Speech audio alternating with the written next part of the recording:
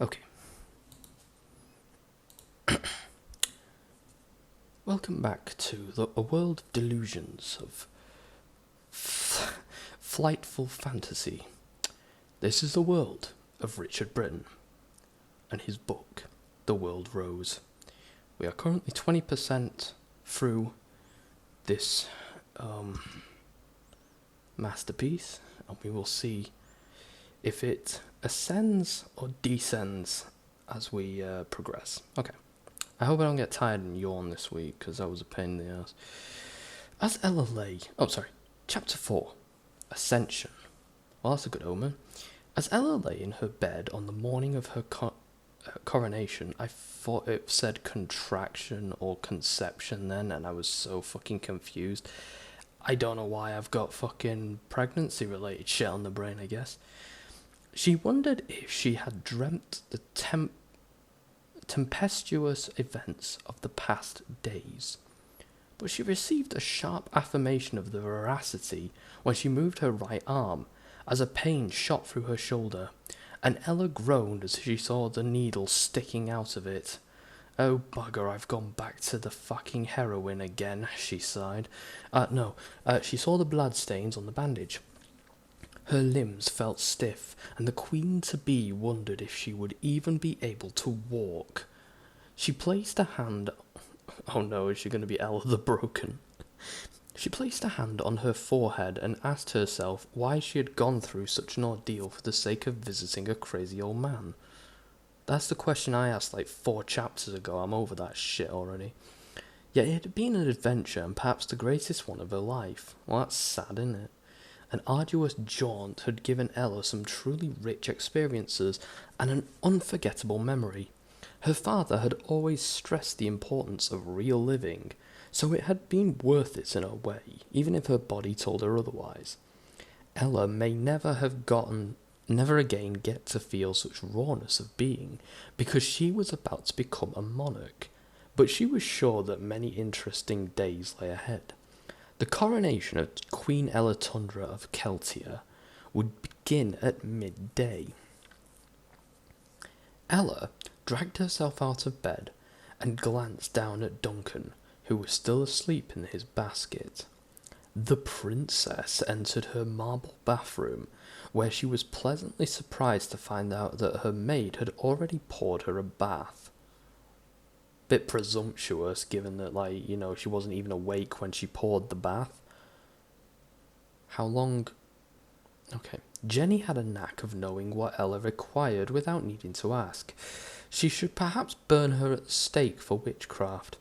Ella dipped her hand in the water and found it to be just the right temperature, which put a smile on her face. Well, you're actually supposed to put your elbow in it because your hand is actually very quick to adapt to temperatures, whereas your upper arms are not. God, why do these medieval people not know this shit? She stepped in and sighed in relief. Never had a bath felt quite so divinely satisfying. As the covering at Ella's shoulder became soaked, it loosened and peeled off. Oh, nice one, jackass. She could now see her wounds, one large and one small, where the wolf's fangs had entered. Ella shivered in the water as the scene from last night flashed through her mind. After bathing for an hour, the princess felt sufficiently cleansed and replenished. She wrapped a purple towel around her body. I imagine that would be really hard to make a purple towel back in them days. It just seems like a stupid, frivolous thing to have. And called for Jenny. The thin, dark-haired girl arrived within moments, and Ella asked her to apply a fresh bandage. Jenny dutifully obliged, not asking how the wounds were inflicted, since she knew that Ella was a kinky motherfucker and could probably put the pieces together anyway. She wrapped a beige strap over Ella's shoulder, and the princess thanked the maid before moving to her dressing room. Ella looked through her wardrobe and selected a silky burgundy gown with puffy shoulder parts to hide her bandage. Puffy shoulder parts. I need puffy shoulder parts. She also picked out 2 long violet gloves, a purple lace shawl, and a favourite pair of red shoes. Ella applied a modest amount of makeup, so she used half a box, and wore an I hate this word, amethyst necklace above her bosom. The coronation would take place in the capital of Livia. I mean, isn't that where most coronations take place? An illustrious city 6 miles east of the Tundra Castle. So the castle isn't even near the capital? Okay. A line of gilded carriages waited in the front courtyard, and Ella's heels tapped the cobblestones as she skipped to her elaborate coach. It shows this was written by a man. Have you ever tried skipping in heels? It's a fucking nightmare. The amount of fucking heels I've broken. I mean, the amount of heels you'd break doing that, Jesus Christ. Which was drawn by 4 horses. One was black and emanated a deathly feel. One was red and permanently on fire. One was pale and sick, and the other was, I don't know, what the hell does famine look like? I've seen so many versions. It's half black and half white in Red Dead. We'll go with that. Inside the velvety vehicle, that's some amazing alliteration. I'm not even kidding. I like that. It's not good, but it's like I like it anyway. The queen-to-be was protected by 4 Verascan guards. These female warriors represented the elite force in Celtia, and what I never understood these female-only troops in fantasy stories. Like, when I do, like, Crusader Kings, I don't have, like, female-only roles if I can help it, because I just pick the best person for the job. But, like, these people are like, oh no, my bodyguard has to be a lady. Why? Because lady. Oh, okay. You know she can't even hold a sword, right? She actually cut herself trying to hold a fucking blunt weapon earlier. I know. I want her anyway because she's a lady. Okay. Spectacular suits of bronze armour adorned with gold. Verascan women are trained from infancy in the art of warfare, and they were supremely skilled. What, so they're like the kids of NRA members? They just give them fucking machine guns. Okay, little Timmy, try and hit the target. Nope, that's the instructor. Oh, we're gonna need another one. Shit. Ella's carriage was the middle in a train of 13, carrying various members of the privy chamber. Why is this the middle? Okay.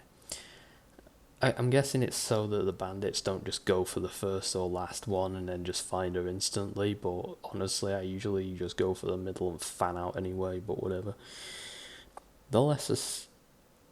not that I have ever robbed a coach in space of statute of limitations. So anyway, the key figures such as the Lord Treasurer, Master of the Armory, and the emissaries would attend, but so too would the lesser staff of servants, maids, and castle runners. In one carriage sat a manicured fawn bulldog wearing a bejewelled red collar and a purple cape. Duncan was flanked by 2 personal minders for the day. Why is the dog dressed in royal finery? It's a dog. It sniffs its own ass. Right, anyway, the coaches rumbled along the road, parts of which were paved and parts of which consisted of hard earth. As they passed past woods, fields, lakes, and a volcano, and valleys. Crowds of people lined the route near Salmons. Just did the whole Lord of the Rings thing in just 6 miles. But the main throng waited in the city. Just before midday, the procession reached Livia and entered a broad street, teeming with jubilant crowds. Soldiers guarded barricades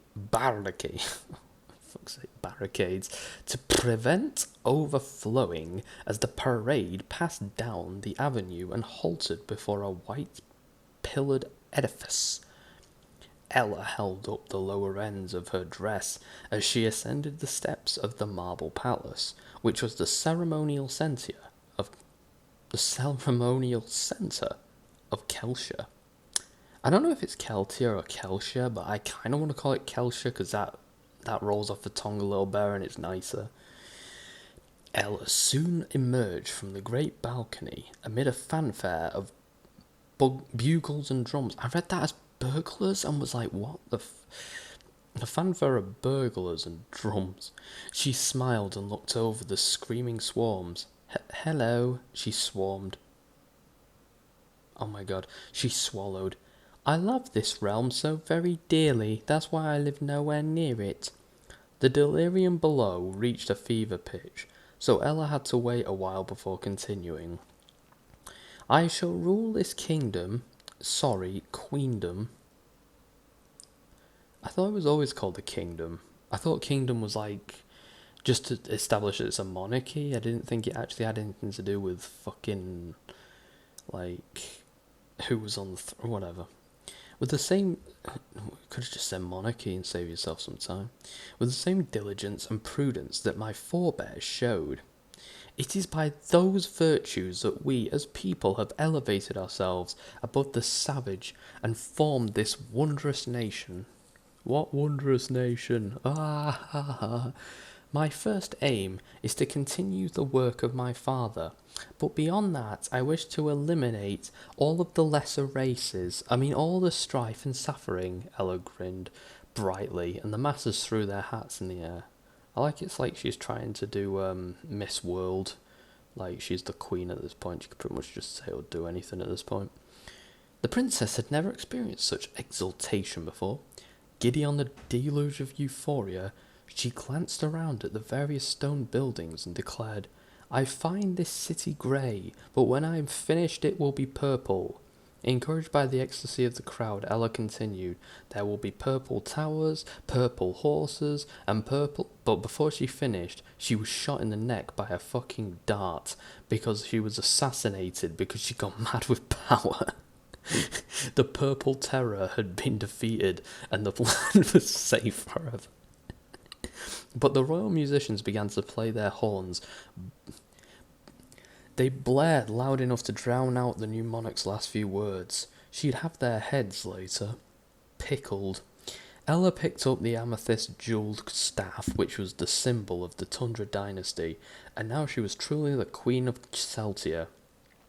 I'm pretty sure all that stupid purple gaff is really going to help the poor and starving of the country, like a lot. I'm pretty sure all the people who are suffering and downtrodden and suffering from injustice are all going to be, like, having the shit kicked out of them and go, well, I've lost me teeth because I'm black, but, well, that is a pretty nice purple banner, I've got to give it to them.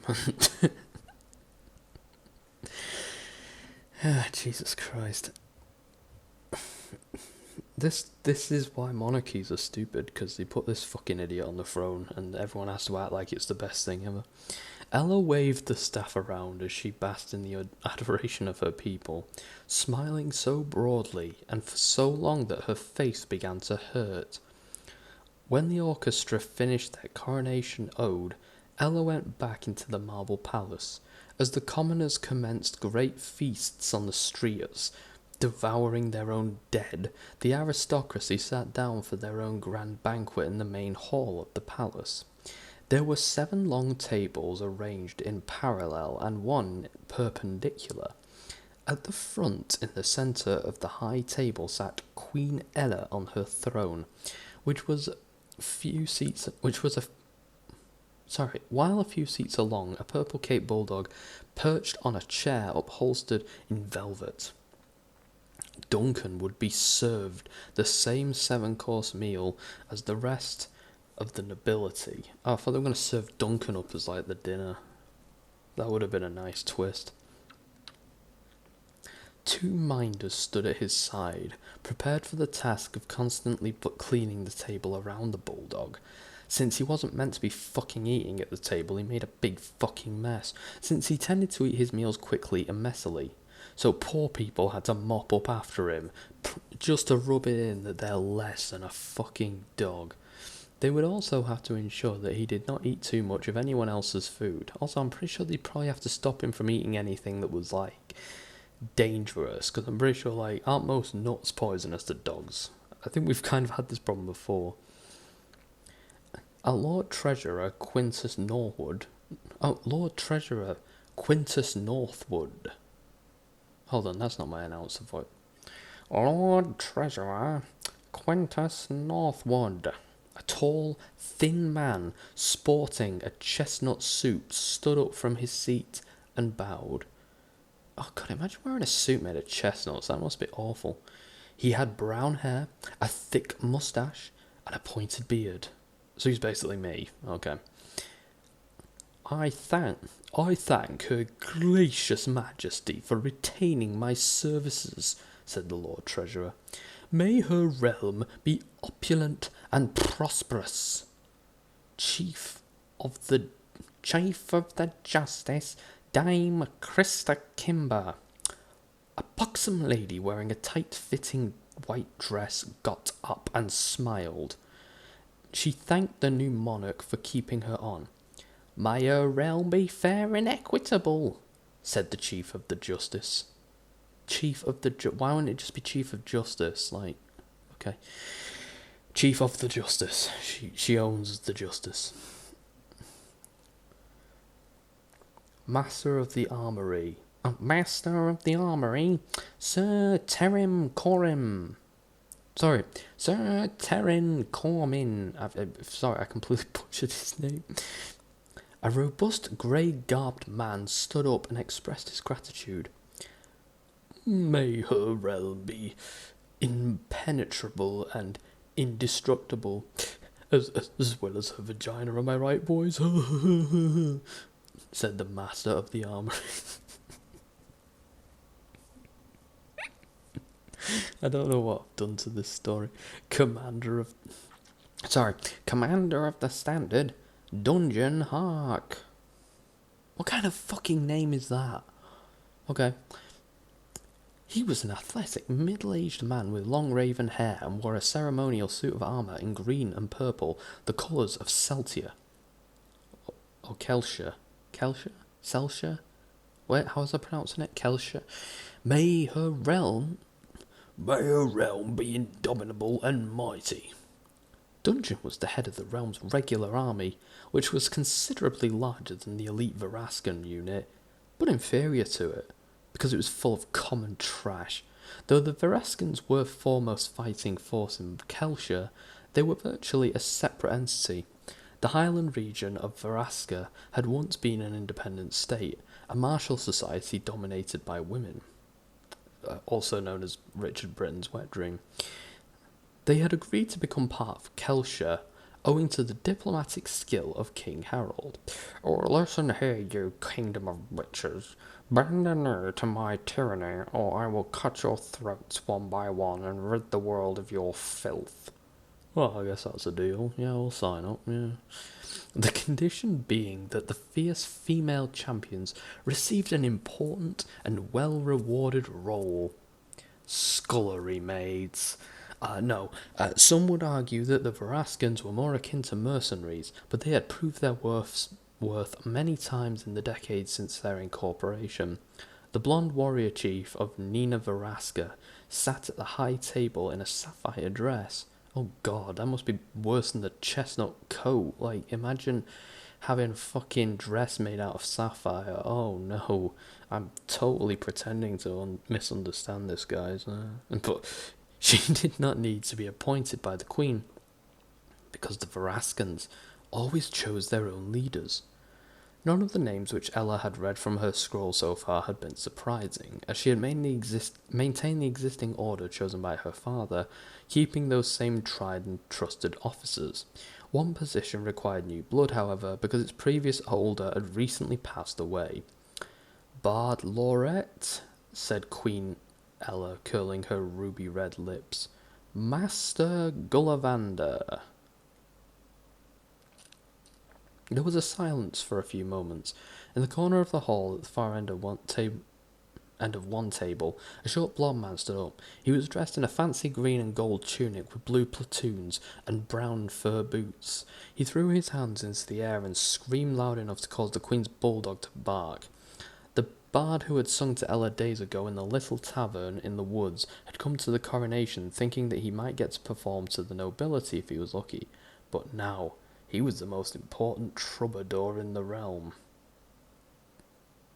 So she hired this guy, having met him 3 days ago. He could be a fucking registered sex offender for all she fucking knows, and she's just decided to make him, like, the head of the arts in the kingdom. He could be absolutely fucking nothing to nobody, and yet she's just, okay. Monarchies are great. Gullivander screamed again, seeming quite drunk, as he held his arms aloft with clenched fists. I'm sure this is filling people with confidence. He ran through the aisles and slid across the marble floor on his knees to arrive before the high table. Queen Ella grinned, whilst those of stiffer composition appeared uncomfortable, don't know why, with the spontaneous show of unbridled elation. The bard gave an impromptu speech. Jesus, no. Someone shoot him before he says something racist. May her reign be golden, and her realm full of mirth. Though her land is olden, today is a rebirth. So let her smile embolden that star upon the earth. To her we are beholden, this queen of great worth. Everyone in the room started throwing whatever was near them at him. Bottles, cutlery, bits of chicken, until eventually he was pelted to death. I mean, everyone in the room started to clap and cheer. Gullivander pulled his panpipes from his side and played a wonderfully graceful floating tune. People danced to the bard's merry music, and suddenly the formal occasion erupted into something more akin to a common carnival. What, were people just fucking everywhere? Such festivities were already occurring in the streets of Livia, as well as in the town squares and the village greens throughout Kelshire. There were feasts and celebrations, the likes of which the realm had never seen. As the beloved princess had just become monarch, the folk could eat, drink, sing, and frolic through the day and night. At that time, it felt like a new golden age had begun. Why? Because some stupid bitch sat on the throne, okay. It would not take Ella long to get to grips with being queen, for she knew how everything worked, having spent so much time watching her father direct his privy councillors. You mean his arse-wipers? Rather than move into the master room of the Tundra Castle, Ella chose to make the traditional bedchamber of the monarch a permanent memorial to King Aelfwode. Okay. So, one room in the castle is now just a fucking memorial room, the master bedroom. Right, okay. The new queen retained her pink and purple bedroom where she had lived most of her life and had become quite attached to. A splendorous onyx hall in the castle represented the high chamber of monarchic power. The varnished surface displayed an array of orange, red, amber, and black bands which streaked across the floor and walls. There were 8 pillars, 4 in a row on each side of the rectangular hall. The centrepiece was gilded oak throne with red cushions, before which was a sparkling fountain and a great window. What made it great? Did it have like a stained glass penis in it? I don't know. These gave the monarch plenty to look at while sitting on her throne. Whether the calm running of the water of the font or the forest outside, which animals roamed. Oh, I see. These gave the monarch plenty to look at while sitting on her throne, whether the calm running water of the fount or the forest outside through which the animals roamed. I admit that sentence is a bit dodgy. It's kind of... In this onyx hall, Queen Ella would spend much of her time ruling the realm. Here she would listen to and direct her privy councillors. Merchants would seek to trade deals, and emissaries would bring tidings from distant lands. It was a busy life, but much of it was spent sitting down, which made Ella all the more all the more happy that she enjoyed many adventurous days as an unfettered princess. Wait, how much more have I got to go with this? Looks like 3 pages, okay. Musicians act as poets, and the bard laureate would sometimes entertain the enthroned monarch. Servants would bring a steady supply of food and drink, though Ella would eat most of her main meals in the dining chamber. Whenever the queen was in the Onyx Hall, 3 armoured Verascan women would stand at the edges in case a sudden threat emerged. Like, Richard Burton. On the morning of the 3rd day of Queen Ella's reign, a young messenger came with some exciting news. The dark-haired boy went down on one knee as he read out the message. Your Majesty Queen Ella Tundra of Kelsha, I bring news from the realm's finest adventurer, Ronwyn Drake, has arrived at... Okay, I bring you... Your Majesty Queen Ella Tundra of Kelsha, I bring you news of the realm's finest adventurer. Ronwyn Drake has arrived in Port Hope, and his ship carries a cargo of 7 treasure chests. He has discovered a new world far away on the rim of the Azure Ocean, and is a land rich in gold, silver, and jewels. Captain Drake would like to have a personal show, Your Majesty. Would like to personally show Your Majesty the treasures that he has acquired. Captain Drake would like to personally show the Majesty the treasure that he's acquired. Ella's blue eyes glistened as she waved a hand of approval. Tell him that I wish to see those treasures, good messenger. I will send carriages to collect them, with the Verascans providing the protection along the way. Wait, hold on. He said to show, not take. You fucking... The boy nodded and ran off, his thick mob of hair bouncing as his leather shoes tapped along the hard floor. These carriages soon departed the Tundra Castle, containing the Lord Treasurer Quintus's Northwood. Containing the Lord Treasurer Quintus Northwood and 6 Verascan guards. The sun reflected off the warrior women's shapely armours, which covered most of their torsos. They wore large shoulder pads and metal skirts, but their arms and legs were more exposed to allow Richard Britain to have a boner. For freedom of movement. Each Verascan carried a bronze round shield on her back and a battle axe at her hip. Helmet style was down to the individual, but most of them included horns. The outward journey passed without a hitch, and they reached Port Hope, 18 miles southeast of the castle. In the early afternoon, this harbour town lay in the middle of the crescent-shaped bay, which connected to the vast Azure Ocean. The smells of salt and fish were overpowering as the carriages bumped along cobblestones towards the seafront. They saw the docked... What the fuck is that word? Ptarmigan? Ptarmigan? I'm going to presume it's ptarmigan, and the P silent. The docked ptarmigan, an impressive red and black galleon, which belonged to the adventurer Ronwyn Drake. The vehicles parked on the edge of the pier, surrounded by various cargo boxes and rope pulley systems, being operated by busy dockers. Seagulls circled above, squalling and swooping to a nearby beach, while waves struck the stone piers and sprayed forth from their froth. The tall, bearded figure of Quintus got out of his carriage and looked at the ship swaying before him, flanked by 2 Verascan women.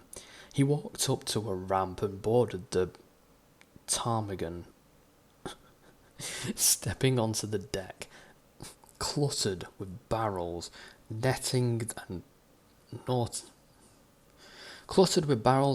nautical apparatus. A man appeared from a cabin door and waved at the trio. He was unremarkable in appearance, short and stocky, with curly, dull brown hair and a scraggly beard. His round face was red from being at sea for months and being an alcoholic, and he wore a shabby leather garb. The Lord Treasurer, by contrast, wore a fine maroon suit with a cream hat. Won't that melt in the sun? But he recognised the stout, scruffy man before him. Ronwind, he said, offering a hand. Oh, Quintus, you old dog, the adventurer vigorously shook the stately man's hand. Good to see you. How have you been? Asked Quintus. Oh, how have I been? The short seaman laughed. I couldn't even begin to tell you. We could speak all day, and you would not even learn 1/2 of a 12th of what I've seen. And even less now that I've been. Even less of how I've been. But, let me tell you one thing. If nothing else, I've discovered a distant and uncharted land. A territory teeming with treasures. Ronwin ushered Quintus and the 2 female guards into his cabin.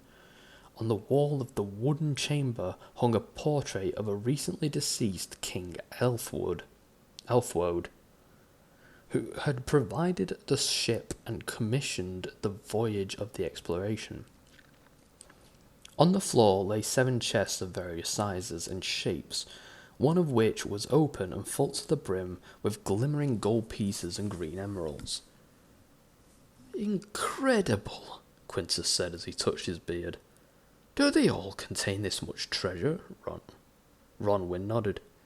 Her Majesty will faint when she sees these, the Lord Treasurer remarked. The little captain grinned and poured 2 shots of whiskey.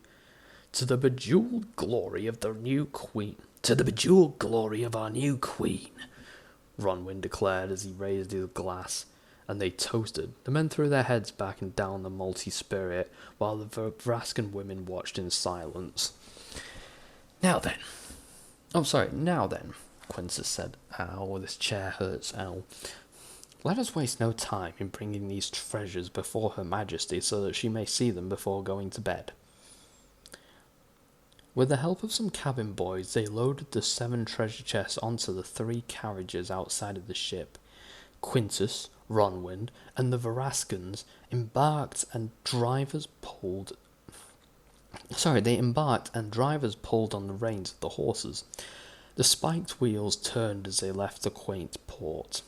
Laden with such cargo, the carriages moved at a slightly slower pace than they had done on the outward journey. Nonetheless, they made good progress until they entered a low wooded valley about halfway to the castle. In the middle of the track was the thick blockade of branches.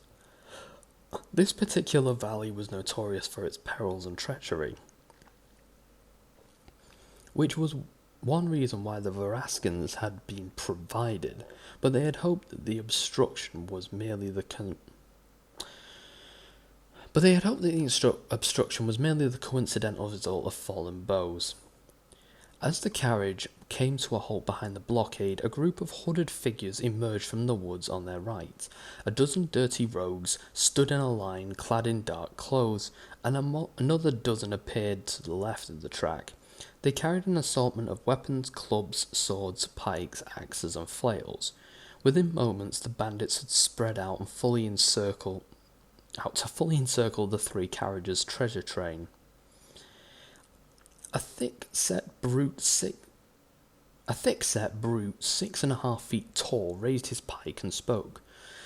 "Ye shall not pass," he shouted as he slammed his goddamn pike on the floor, thinking he was Gandalf, the stupid prick. "Ye shall not pass until ye be stronger than we." Quintus swallowed, his brow furrowing anxiously as he contemplated the best course of action.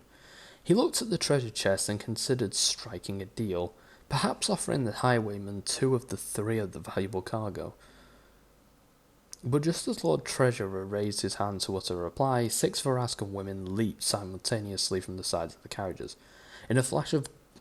What, did he not think to suggest that maybe they just skewer these arseholes and move on? In a flash of bronze and gold, the flurry of combat began. The ferocious female warriors spun and circled, ducked and dodged and swung their axes. Metal struck metal as shouts and screams coursed through the low wooded valley, like lionesses among the cattle. The 6 women viscally fought the much larger company of bandits. Ronwyn Drake never wanted to be bystander. Ronwyn Drake, never wanted to be a bystander, jumped out of his carriage. The plucky adventurer drew his scimitar and surged forward, vanquishing one bandit before turning to slash another. The three drivers followed his lead, all fit men who carried daggers doing their best to help. Finally, Quintus unsheathed his sword and stepped into the gap between the two Varaskans. Those valiant elvens stubbornly resisted. Those valiant elven, that is a really bad, okay, whatever, stubbornly resisted a force more than twice their number. The bandits began to waver, and half their ranks had been cut down, when a powerful leader fell amid a whirlwind of Varaskan axe heads. Upon seeing the giant tumble, the remaining rogues panicked and fled into the forests. They staggered over the branches and bushes as they escaped through these wild woods. Those wild woods from where they had so boldly appeared not long before. The 6 Varaskan women did not give chase. Emerald, Cherry, Heidi, Melody, Melissa, and Blossom looked at each other to check that each was all right. Why do they all have hooker and stripper names? Whatever. They inspect their thick bodies, which glistened with sweat, and found only a few scratches here and there. Oh, this is so that Richard can get a hard on. They then cast their gaze on the men. Quintus and Ronwyn panted, ruffled, but not seriously hurt, whilst 2 of the drivers seemed fine, but one bled from his side. Emerald took out a healing kit, waved it in his face and put it back in his pocket. Maybe he'll remember to bring one next time. And poured water over the young man's wound. She applied a herbal salve, fixed the bandage, and helped the ginger lad into a carriage. The female champions groomed themselves, tying hair neatly into place and adjusting any armour which had fallen out of position. They cleared the crude blockade and chucking branches into the woods, and Melissa replaced the injured driver as the troop mended their journey back to the castle. Welche neugierige Babbrüchen.